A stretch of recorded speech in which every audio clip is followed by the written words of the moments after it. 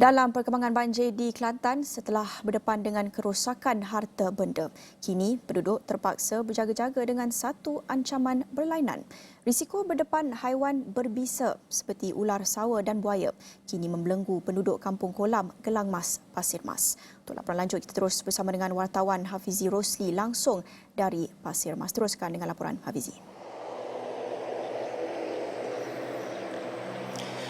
Baik, terima kasih Naila di Kuala Lumpur. Betul, itu antara cabaran dan juga itu antara kekhawatiran ya bagi penduduk di Kampung Kolam di Gelang Mas, Pasir Mas. Sebentar tadi saya telah pun melakukan tinjauan di sana. Sebenarnya nak masuk ke kampung situ pun memang agak sukar dan juga mencabar. Kami membawa kenderaan 4x4, jadi kami boleh masuklah jika kenderaan lain seperti kereta, motor dan sebagainya memang tidak dapat masuk. Cumanya di kawasan kampung itu, kalau dapat saya ceritakan keadaan sekelilingnya, kawasan kampung itu berdekatan dengan Sungai Kalor. Sungai Kalor ini menuju ke Sungai Golok, di mana kita tahu Sungai Golok ini merupakan garis sempadan antara Malaysia dan juga Thailand. Dan Pasir Mas ini sebenarnya sering dilanda banjir kerana disebabkan oleh air melimpah daripada Sungai Golok ini. Dan Sungai Kalor ini sebentar tadi juga saya sebutkan turut melimpahlah susulan daripada musim tengkujuh pada ketika ini. Menjadi kerisauan bagi penduduk ketika ini, walaupun di Kampung Kolam sebentar tadi saya telah melakukan tinjauan, ada beberapa kawasan yang sudah pun surut tetapi masih lagi banyak yang belum surut, tapi mereka masih ingin pulang ke rumah masing-masing untuk membersihkan kediaman mereka. Dan di situlah mereka risau sekiranya ada haiwan-haiwan yang berbisa seperti ular tedung ataupun mungkin ular sawa. Dan yang paling merisaukan mereka ini adalah buaya. Kerana sebelum ini apa yang didakwa oleh penduduk di Kampung Kolam, sebelum banjir mereka berdepan dengan beberapa kes buaya naik ke darat. Iaitu buaya ini dilaporkan berada di sekitar kandang kambing dan juga di sekitar tempat peliharaan lembu, mungkin ingin memakan lembu ataupun haiwan-haiwan ini. Tetapi menjadi kerisauan mereka sekiranya air yang melimpah daripada Sungai Kalor sebentar tadi turut akan menyebabkan mungkin ada risiko buaya turut bersama mendiami ataupun turut berada di sekitar kawasan kampung. Itu menjadi kerisauan mereka pada ketika ini. Dan mungkin kita nak dengarkan apa yang dinyatakan oleh penduduk Kampung Kolam sebentar tadi yang kita ingin mainkan ini.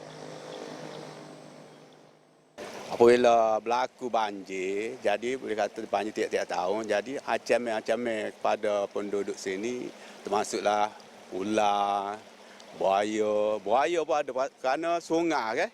Sungai ni dekat dengan sungai Thailand tu, sungai antara Sungai Kalor dengan sungai Kolam ni, dia biasa ada buaya lah situnya. Biasa jumpa pada penduduk nak makan ternak kambing tu, dia pergi ke tempat-tempat ternak rebel guk-guk kambing tu, dia kadang-kadang di situ biasa jumpanya dia nak makan kambing tu.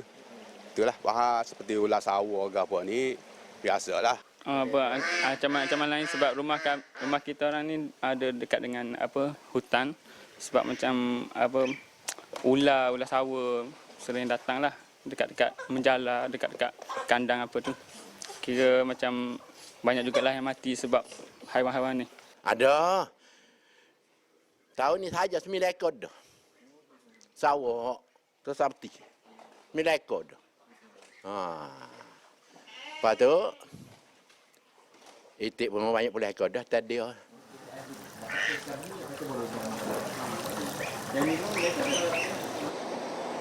Baik, sebenarnya tadi saya juga terpaksa meredah banjir dan apabila saya menemu bual penduduk-penduduk tempatan tadi dan mereka menyatakan ada ancaman ular dan sebagainya, saya pun jadi takut, saya jadi risau sebenarnya kerana saya pun berada dalam air ketika itu.